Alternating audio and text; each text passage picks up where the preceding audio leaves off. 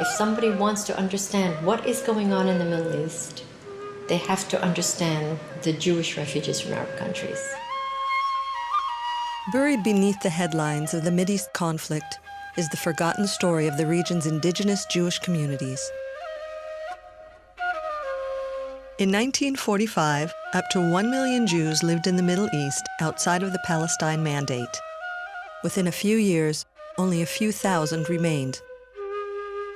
The ancient Jewish quarters of Cairo, Damascus, and Baghdad were once vibrant, bustling centers. Today, they are silent. This is the story of the thousands who fled their homes, who endured in refugee camps, and who today quietly carry the memory of a destroyed civilization.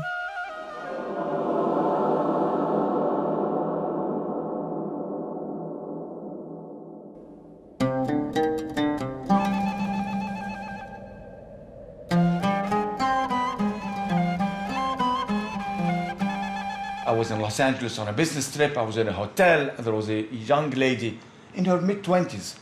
And I could tell from her name and from her looks that she was Egyptian. So I said, "Ahlan wa sahlan." He said, "Oh, do you speak Arabic?" I said, "Yes." And she said, "Why did you leave Egypt?" I said, "Well, I'm Jewish." He said, "Oh, I didn't know that there were Jews living in Egypt." And I told her the whole story, and she was shocked.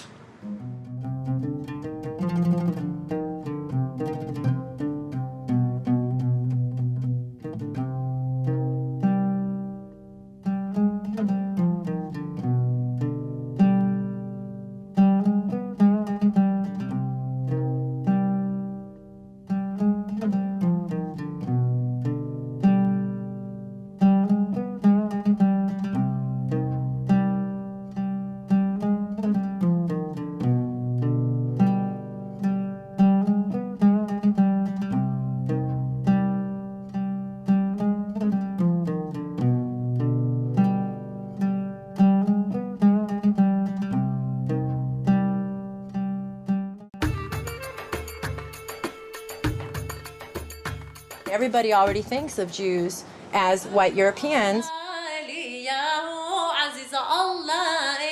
Not all Jews are European. Lulwa Khazoum is the founder of the Jewish Multicultural Project and editor of The Flying Camel, an anthology of writing by Middle Eastern Jewish women. Her father is a refugee from Baghdad. When I sing traditional Middle Eastern and North African Jewish music, people will often say to me, "It sounds Arabic." And I say to them, you know, we're not called cousins for no reason. What is Middle Eastern North African has come to be known as Arab. And people forget that there are many other indigenous peoples from the region, and the Jews are one of them.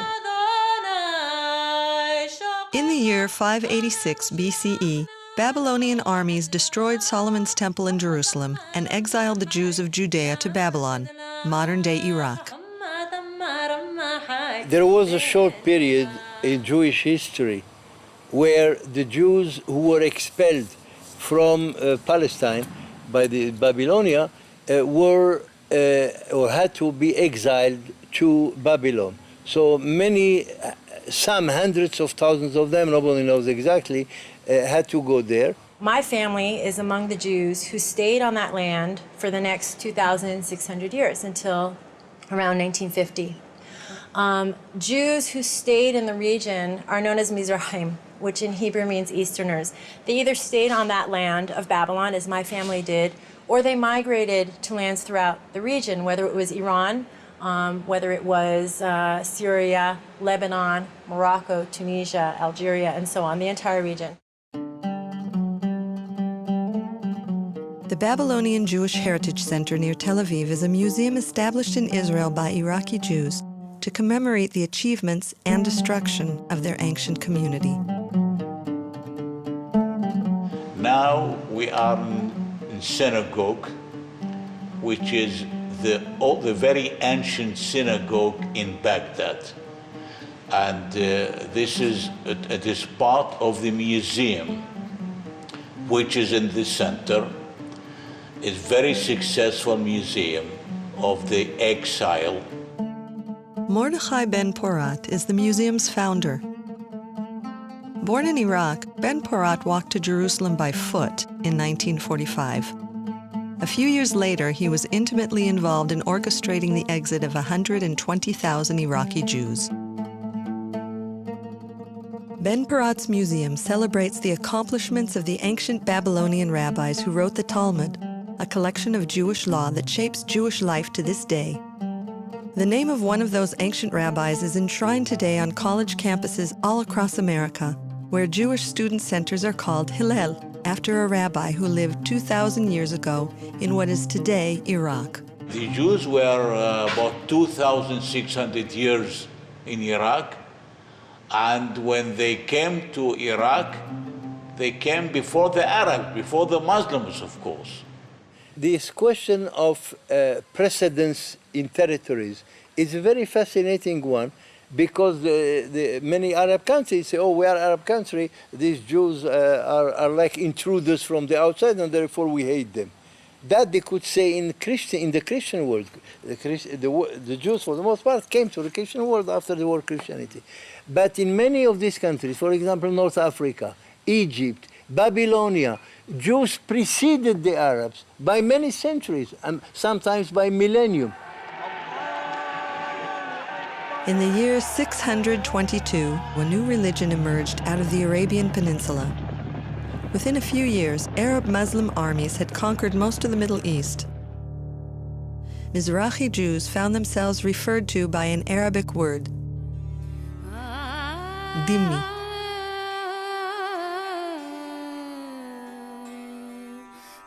A dhimmi or a dhamma, depending on the pronunciation, is a tolerated people. It's the people of the book, Christians and Jews, people who worship, practice the Bible.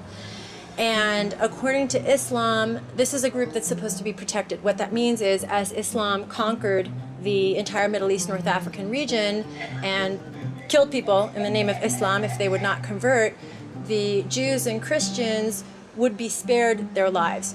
However, they always had to be both physically and metaphorically inferior. For example, a Jew could not ride a horse because then his head would be higher than that of a Muslim. Jews could not build a synagogue higher than a mosque. All houses in Yemen, all houses in Yemen, I mean the Jewish houses, must be lower, far lower than the Muslims. If God forbid one of the houses is a little bit higher than the of the Muslims, it will be pulled down. You see, the dhimma, as I said, is juridical. It's very precise, but it has also economic, political, and social repercussions. And there are many of them. One, for example, the Jews and the Christians, by the way, had to wear special items of clothes in order to differentiate themselves. For example, the yellow patch. That's not a Nazi invention. It was invented back in the 8th century, and the Jews and the Christians were forced to wear it. The Jews and the Christians could not ride the horse, because horse is a noble animal. Only Muslim can. Jews and Christians had to ride the donkey or to walk on foot. And Jews and Christians could not build any house of prayer, new one. And even if they wanted to refurbish the old ones, they had to have a special permission. And even when they got permission, it could not be higher than the nearest mosque, in order to demonstrate exactly the point that Islam is supreme and nothing can be seen to compete with it. That's the issue. This whole idea of dhimmi is permeated in Arab culture. It goes all the way back to the 7th century. In some Arab countries, it was more important, like in Yemen, for example, or in Morocco, more significant than in Egypt or in Iraq. Jews were always at the mercy of whoever the ruler was at the time. If it was a generous, kind, democratic, so to speak, ruler, then the Jews even made it to government posts. You just really always felt like an inferior, I wish I could say only second-class citizen. It felt more like 10th class, at least, citizen, constantly trying to compliment the Arab, trying to minimize yourself, trying to ingratiate yourself to the individual or the community of Arabs. The meaning of that, dhimmi, that you have to pay every year for your living if you want to live.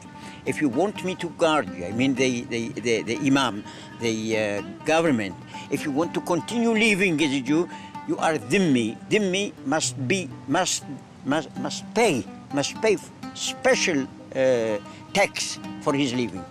The status of dhimmi, which means the protected people, and applied equally on Jews and Christians, was not always uniformly and equally applied on all lands of Islam.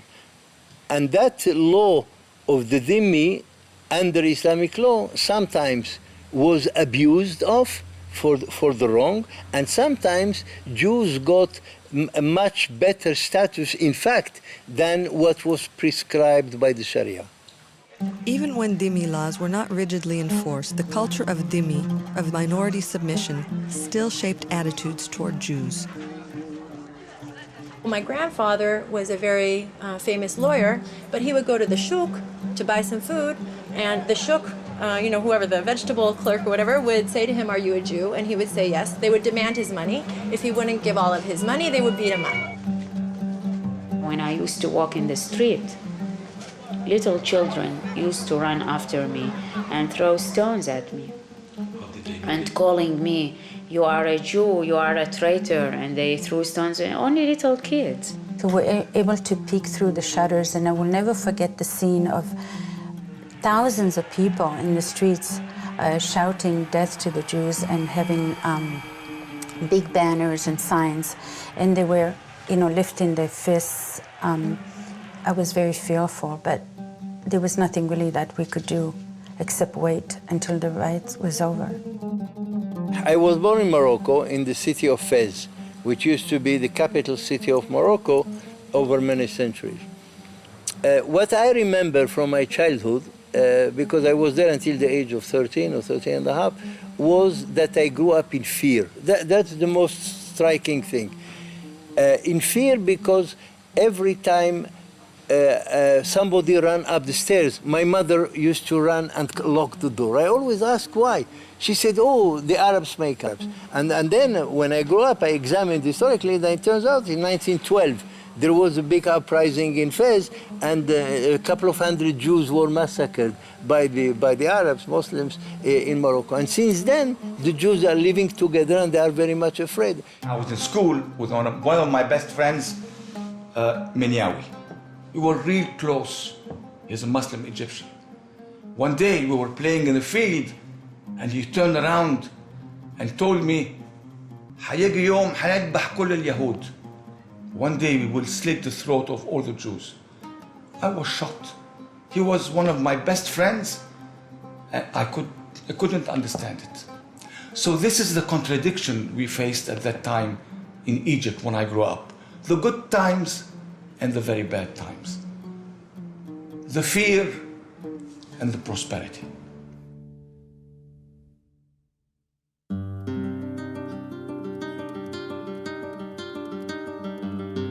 While Jews were second-class citizens under Muslim rule, living under Christian persecution was often worse. Many Jews found refuge and relative tolerance in Islamic lands after Christians expelled them from Spain. In modern Middle Eastern cities, Jews were an integral part of the social fabric. Baghdad in the 1920s, for instance, was nearly 40% Jewish, the New York City of the Middle East. And I remember very well Baghdad. Remember the river? My family used to live in northern Baghdad. It was a very nice neighborhood, and we had very good relations with the neighbors. Well, I remember the River Nile and the pyramids. I remember my friends and my school teacher, and I remember especially the 80,000 vibrant Jewish community. The Jews of Iraq, they served the state of Iraq very much, more than any other minority in Iraq. The first finance minister was a Jew. One of my relatives was a very well-known lawyer who drafted the Egyptian constitution for King Fuad in 1924. Now, not many Egyptian Muslims know that an Egyptian Jew drafted the constitution. I think my father was a very special case because he wasn't really even considered as a Jew by most of his Muslim friends. He was an Iraqi first and foremost. He was not only really very much knowledgeable about Judaism, but also about Quran. And and he could cite many surahs from the Quran, and he understood very well the Quran. When Muslim was invited to Jews for Saturday, he said, for Chunt, Tibet we called it, it was very honored to that Muslim that she was invited to Jews.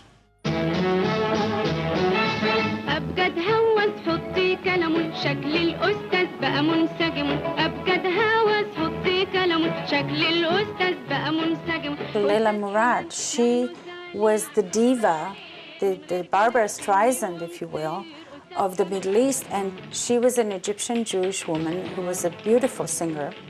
And to this day, people are still listening to her music and absolutely love her. Most Arabs do not know that she's Jewish. كان فعل ماضي ما تسيبه بحاله والماضي احنا مالنا وماله كان فعل ماضي ما تسيبه بحاله والماضي احنا مالنا وماله.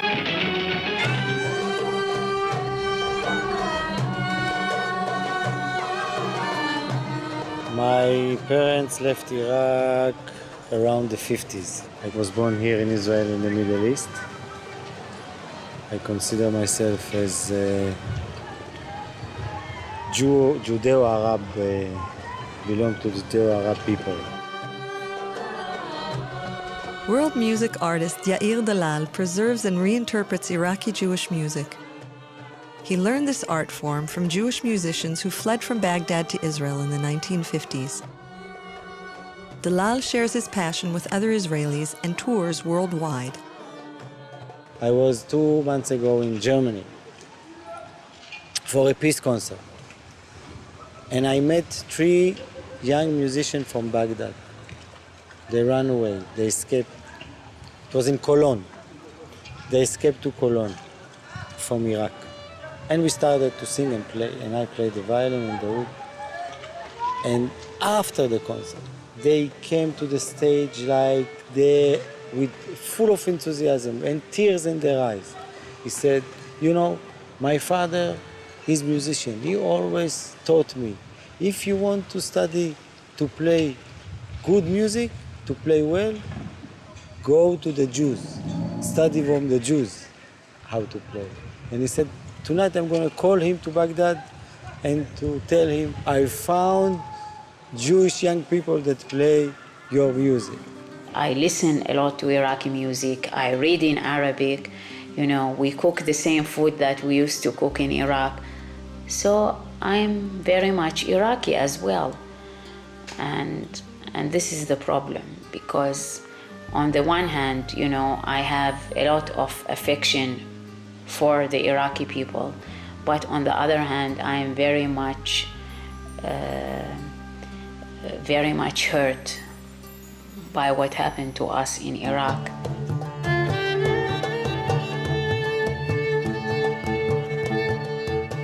Under European colonial powers, dhimmi laws were largely abolished and many Jews flourished.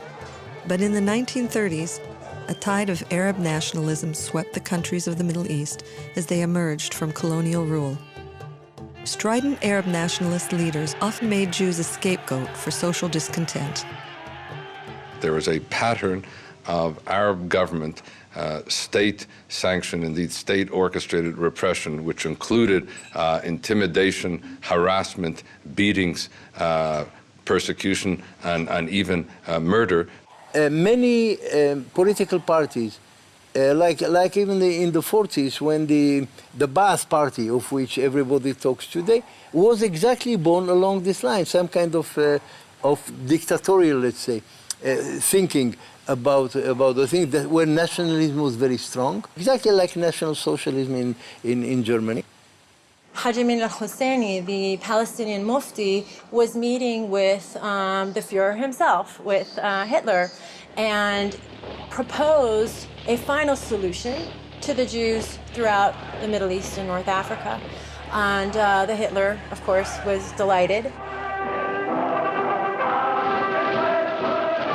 In 1940, Haj Amin al-Husseini was the most prominent leader of the Palestinian Arabs and the head of the Arab Higher Committee, the central political organization of the Arabs of Palestine.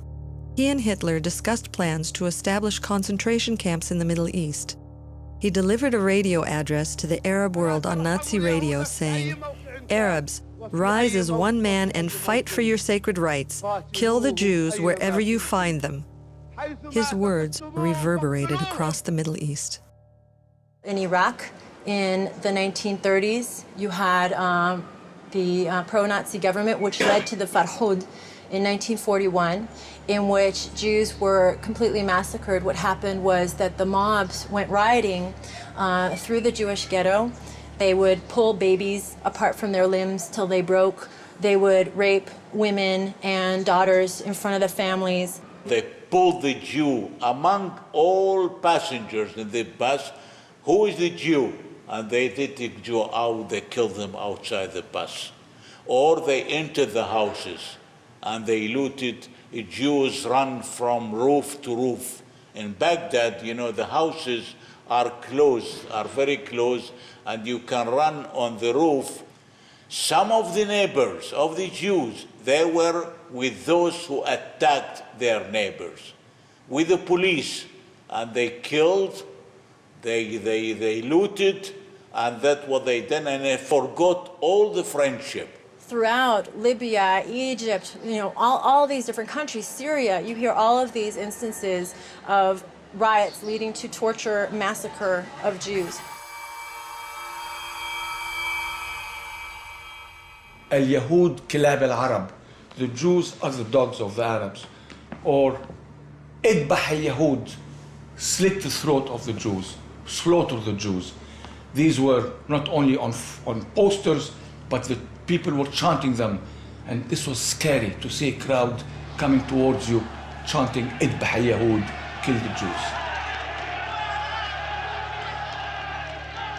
This wasn't just mobs and demonstrations. This was actual killings of civilians, innocent civilians who were Jewish. And it really created a tremendous fear in the Jewish population, especially for my own parents. My mother had to run through rooftops to escape the mob that was out to kill many of the Jews in her neighborhood.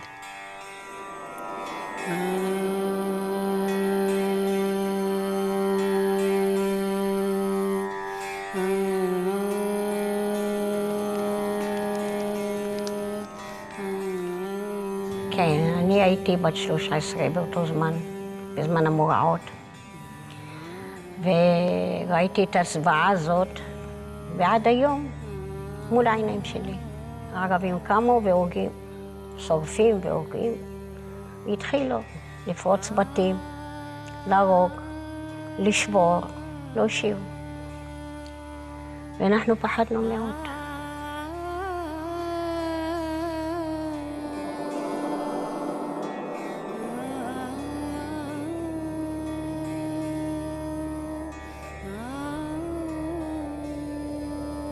רצתי והם רצים אחריי, רצתי ורצים אחריי עד שתפסו אותי.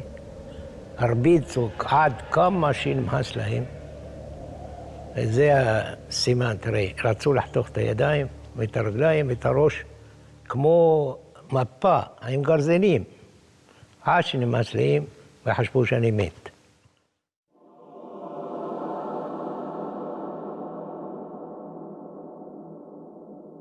נכנסתי חדר. מצאתי ילדים, ערימה, 6, 7, 8, קטנים, תינוקות, ככה, 10. שכל הבית ערימה אחת. זקופים. ריח של בן אדם, של בשר בן אדם, ריח אותו. קשה.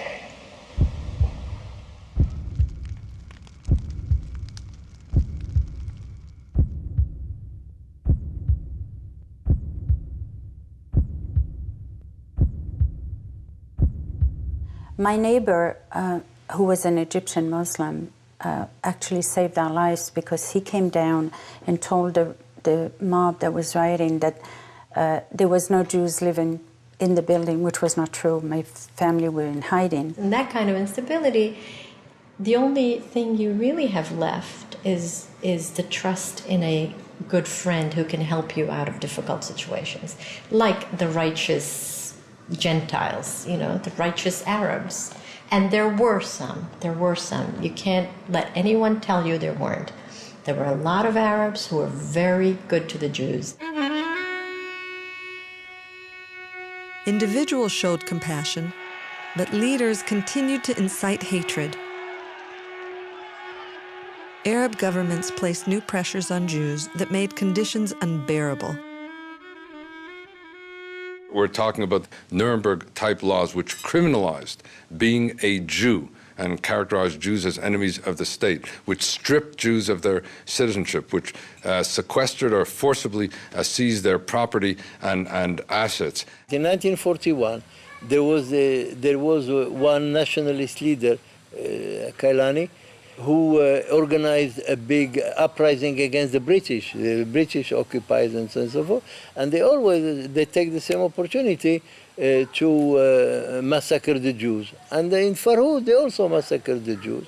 The British interfered, and after they massacred what they massacred, the things ended. But it has to be always pointed out that anti-British sentiment went with anti-Semitic sentiment. When I witnessed the persecution, the hatred within the school and within the neighborhood, within the city, within the country of Iraqis, I came into decision, and my mother, my parents also, that country wasn't so our country, and we had to leave.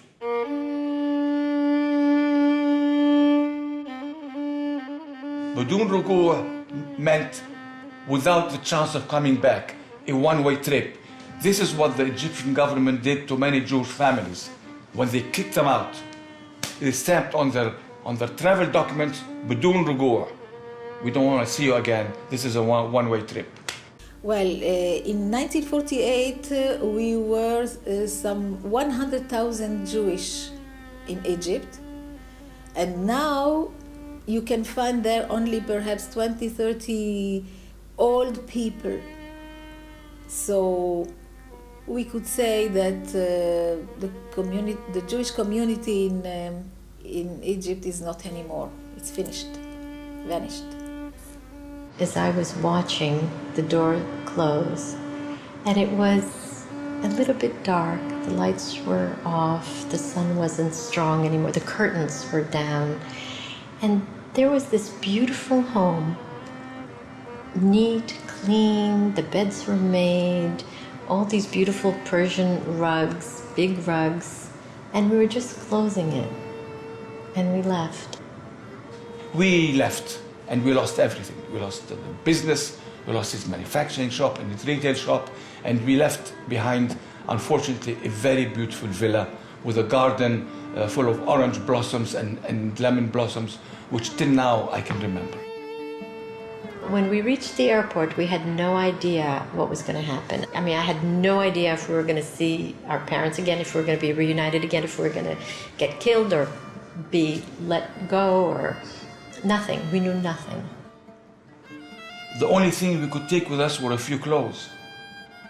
I had left a very valuable and very dear stamp collection, but I did take out with me my Star of David, It was made by my grandfather. And the necklace was made by my father. I was able to get it out. And luckily, they didn't search me, because if they had, the Egyptian authorities at the customs would have pulled it from my neck.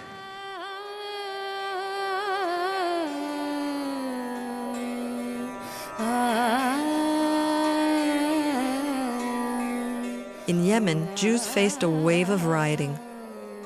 International rescue groups began to plan for an emergency airlift of Yemenites to Israel. But many had never seen an airplane before. Shimon Avizemel, a Yemenite Jew who fled to Palestine in 1935, was sent on a mission back to Yemen to rescue thousands of Jews in danger. When I came to this desert, there were nearly 4,000 people in the desert, in that camp, that terrible camp.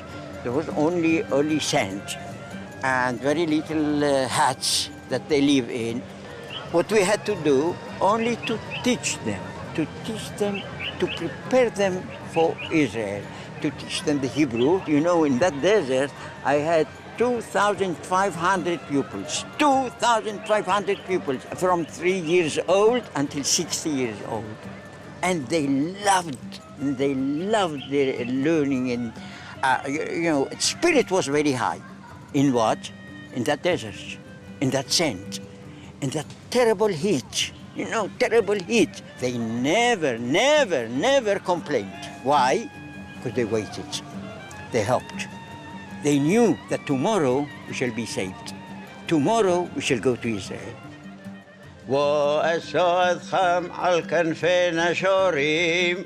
On Shabbat, we read that part of the Torah. It was Parashat Yitro.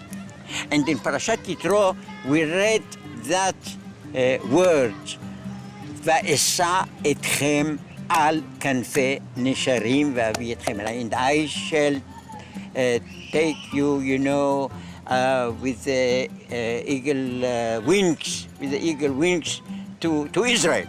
The Jewish community in Yemen lived the Torah, and they believed that the Nesher, this Nesher, is the aeroplane.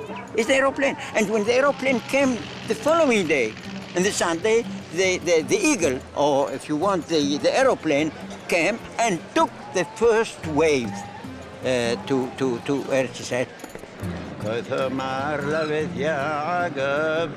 وثجد ابن إسرائيل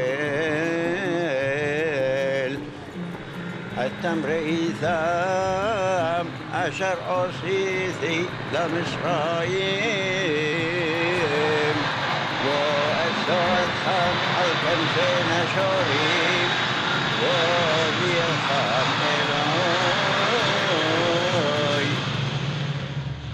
For those who remained in Arab countries, government persecution only grew more intense.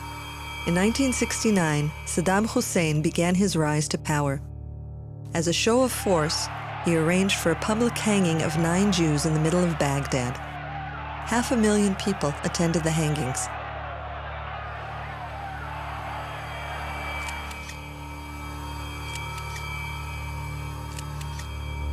And it was shown all over the world on TV, and there were masses of people there singing and dancing, around the bodies. In 1972, it was on the eve of Yom Kippur. After receiving really such sad letters from my father, that he felt so lonely, and he was really hoping that, he get a passport and join us. We heard that he was actually abducted on his way to the synagogue, and we don't know until today what happened to him exactly. We didn't really have Kaddish for my father throughout these years. In Egypt, following the Six-Day War, the government arrested all Jewish men and forced them into concentration camps. They took the 400 male Jews between the age of 16 and 60 and put them in these concentration camps. One of them is called Abu Zabal. And they beat them and they tortured them. and they humiliated them. The things they did, I cannot say, because they are so horrible. My uncle was in there, and many of my relatives were included. The persecution of the governments of Arab countries made the Jews in Arab countries desire to leave their origin country, but they didn't how, because no country was ready to receive them. So when the State of Israel was established, suddenly we have a shelter, and the Jews came to Israel.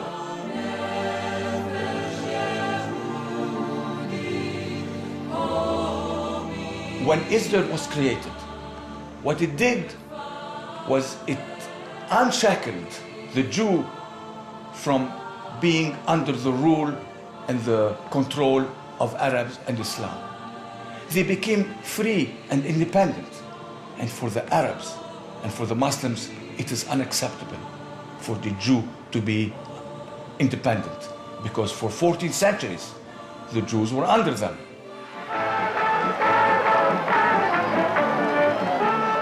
According to the Muslims and the Dhimmi rules, a majority state of Jews, a state where Jews are a majority or they are the rulers, is non-existent. It must never exist. The fledgling Israeli government had little money and faced a war declared on it by 7 of its Arab neighbors. Still, 680,000 Mizrahi refugees were taken in and settled in temporary refugee camps called ma'abarot. They huddled in tents that could barely keep out the rain and mud. They were put into tents, wooden huts. More than 10 years, those Jews were in tents as refugees. My grandmother recalls that when they first got to the Ma'abarot and food was very scarce, and because couscous is a national dish in Libya, and it was not so easily available at the time, she used to take dry bread and dry it up in the sun and make into little bowls just to make it look like it was couscous. During the country's early years, Mizrahi refugees struggled to overcome social discrimination. I was really surprised myself how we did it here, because when we came, we had nothing. We were for two years in the Ma'abarot. You know what a Ma'abara is. It's a place with a tent which the government gave us as refugees. I was a refugee for 2 years living in a tent. Imagine in the winter with the cold and in the summer with the heat. So, but what the Egyptian community did here was just, how to call it, they became self-made persons here. The Iraqi Jews are hardworking people. They are very well educated, and you know, they were in the first line in the Iraqi economy. So in a way, they shifted all their skills to the Israeli efforts to establish a good economy and a good society. There are no Jews left in Libya today. The Darvishi synagogue in Tripoli once overflowed with congregants on the Sabbath and on holidays. Today, it is abandoned and vandalized. Only a few dozen Jews remain in Iraq, Egypt, Yemen, Syria, and Lebanon. Outside Beirut, the Hamdoun synagogue sits empty. In Morocco, the El Husseini synagogue in the old Jewish quarter of Fez is now a boxing club. After Jews fled Iraqi Kurdistan in 1955, this synagogue was turned into a mosque. A dirt road was built over this old Jewish cemetery, with foot traffic exposing Jewish graves. Vibrant Middle Eastern communities that once numbered in the hundreds of thousands are no more. All told, nearly 1 million Jews have fled Arab countries and Iran, and hundreds of Jewish communities have been ethnically cleansed. Behind every intimidation, behind every silencing, behind every persecution, behind every beating or murder of Jews from Arab lands, behind every property sequestered, behind every assets seized, behind every bank account blocked. We're talking about the historiography of an entire community. If I say, who are the Middle East refugees, people don't think at all about the Jews. All the people think about are the Palestinians. Many people ask me, why do you call yourself forgotten refugees? It is interesting to note that in the history of the Middle East, we have been totally cut out of the picture. The United Nations General Assembly since 1947 has adopted 687 resolutions on the Arab-Israeli conflict. 101 of those resolutions dealt with refugees. But all those 101 resolutions dealt with Palestinian refugees only. It's astonishing to realize that not one resolution, not one of these resolutions ever dealt with the issue of Jewish refugees from Arab lands. So it was change of population between the Jews and Arabs. Both of them were refugees. About 50% of the Jewish population today in Israel is made up of Mizrahi Jews, Jews like myself who came from the Arab countries. We are the face of Israel.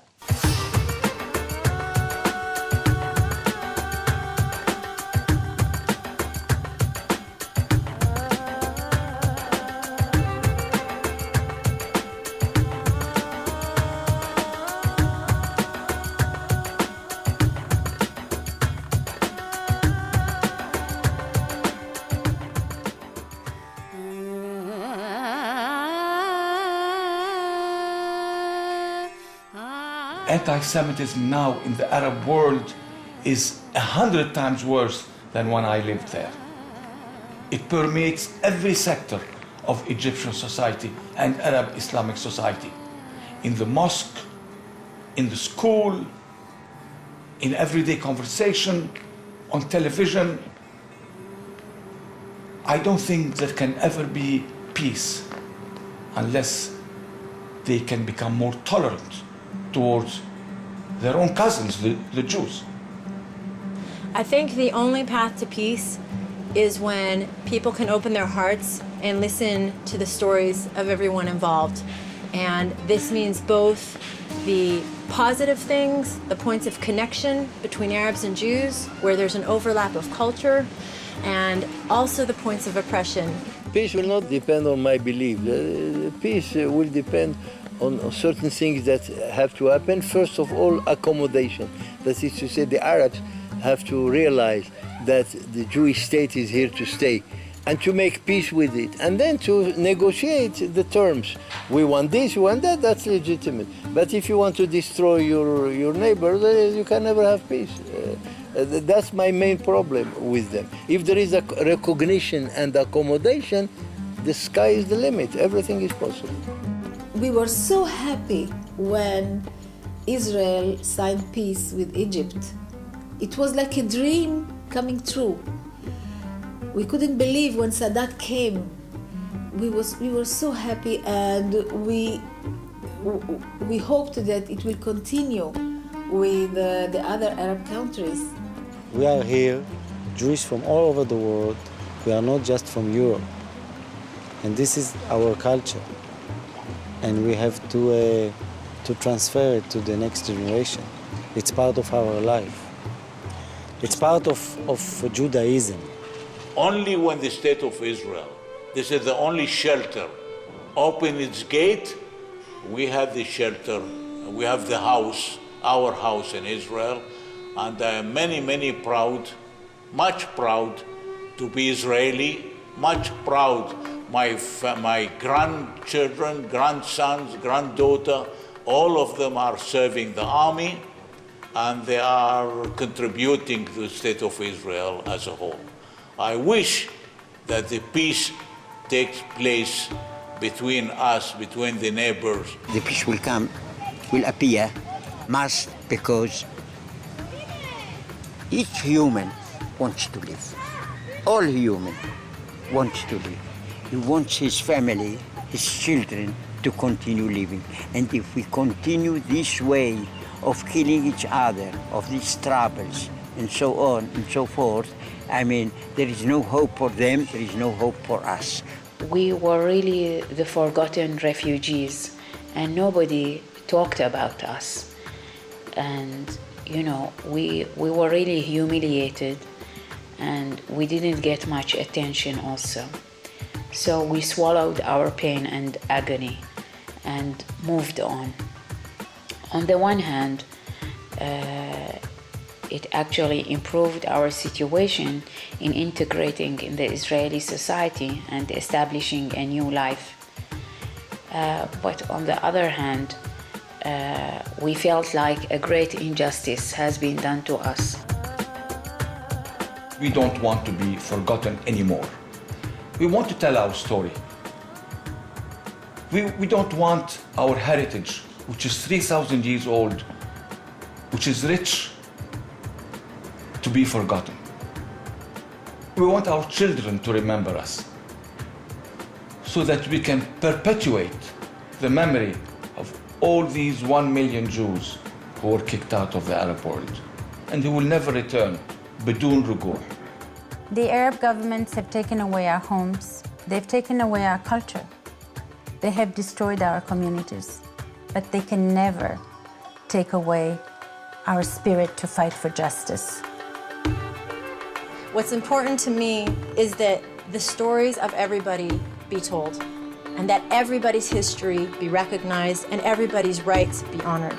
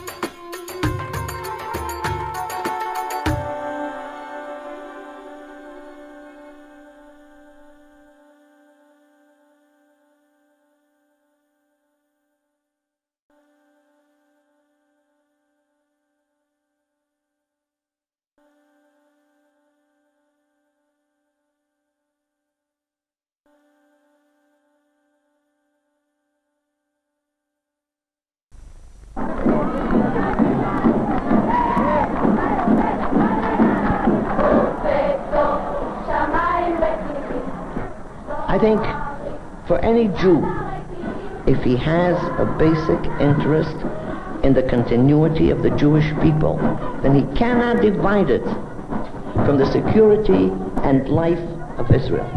Then it becomes one.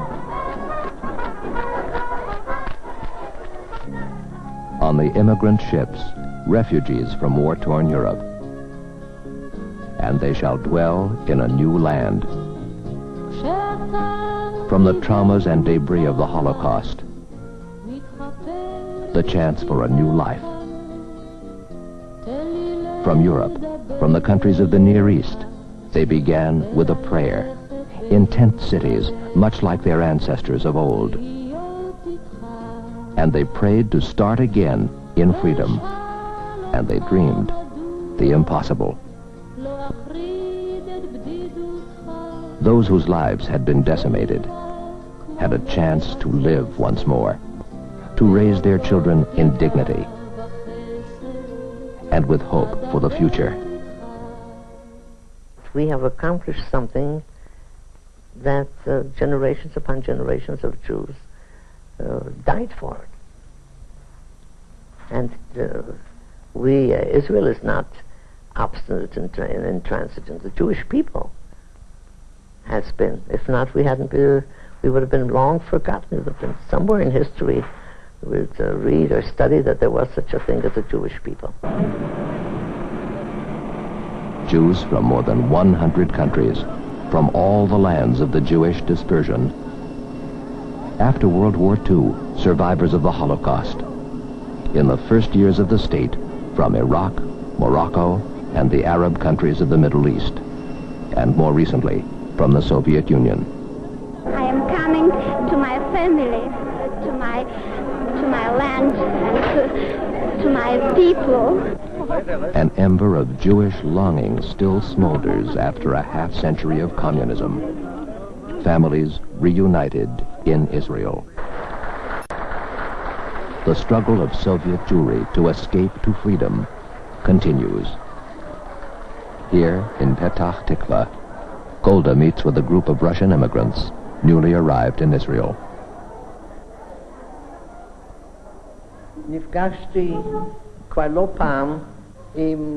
I have met many times with immigrants from the Soviet Union, and believe me when I tell you that each meeting moves me so much that I haven't the words to express my feelings. It was, after all, a dream, a great and long dream from 1917. Once, a dream, to build a country from the sand, from the gritty, rocky soil of desert. Today, Moshav Shachar in the Lachish area, between Beersheba and Ashdod, founded in 1951. Once, sand. Today, a flourishing agricultural way of life, using all the tools of modern farming. Once, a dream, to bring the people to the land, to give them purpose, and provide them with the tools that they may sustain themselves. People like Yitzhak ben Dahan, one of the founders of Moshav Shachar. He has worked long, hard hours to make Moshav Shachar more than a dream. Born in Morocco, married, father of 9 children, including Yael. When I came to Moshav Shachar, there was nothing here. It was empty, miserable. I saw only sky and earth. There were even wild animals here, and we were very frightened. The beginning was hard, but slowly, as we worked, we grew to love the place. And when you see Lachish today, and you say why I say I'm blessed, isn't it something for a person in his life to see nothing plus nothing, as far as the knowledge of the people was concerned, as far as their preparedness to do things of this kind, and look what happened. So this happened in Lachish, this happened in hundreds of Moshavim, people that came from countries with that absolutely nothing to do with agriculture. They never put a seed in the soil. They never planted a tree. And they're feeding Europe.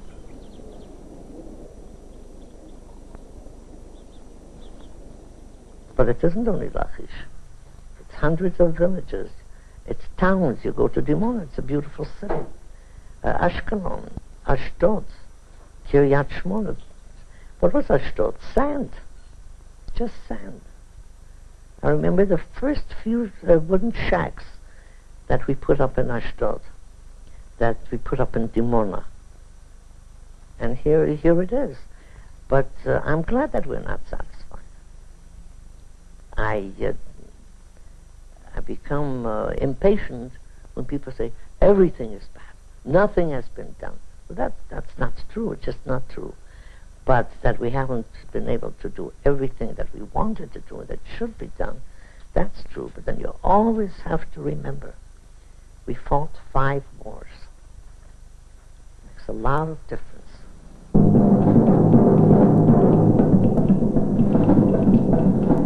The price of war. in every area of life. Every step, a struggle.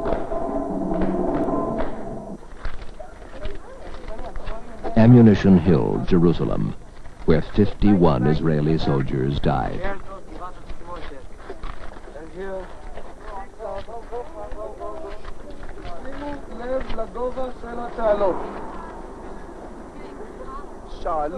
They asked a soldier here, on Ammunition Hill,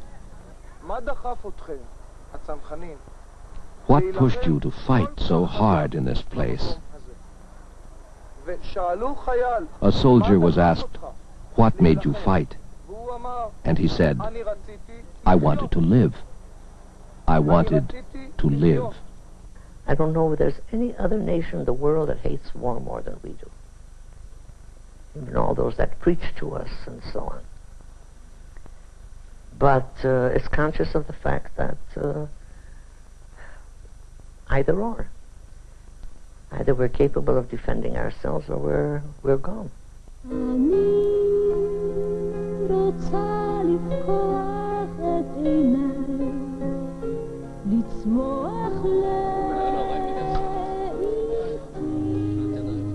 The normal problems, expanding education for Israel's young in an increasingly technological society.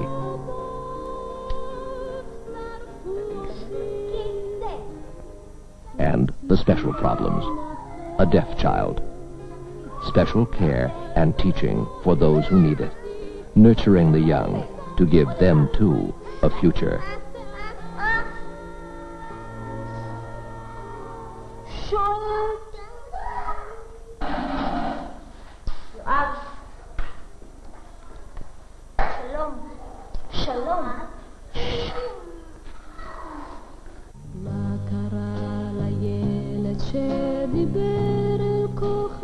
There's no limit to what can be done. There's no limit to what we can do here. There's no limit to what Jews can do outside of Israel. And we have a lot of housing to do. Schools, our classes are too crowded in elementary schools. I think there's much that we have to learn in the environment.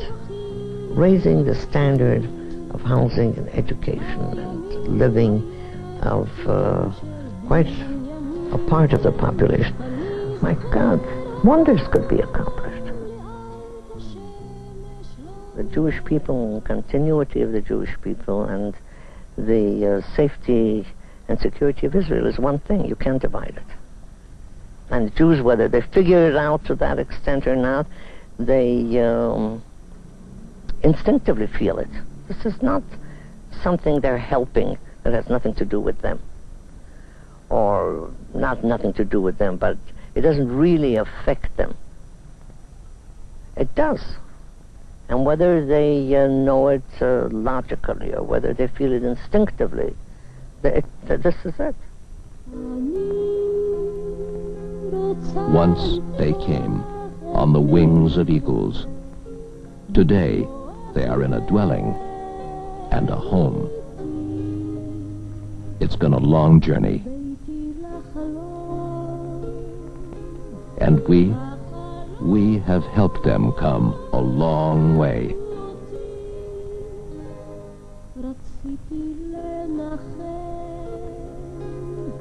We've helped make the difference. Much remains. We can help them travel farther still. Partners in a lifeline to tomorrow.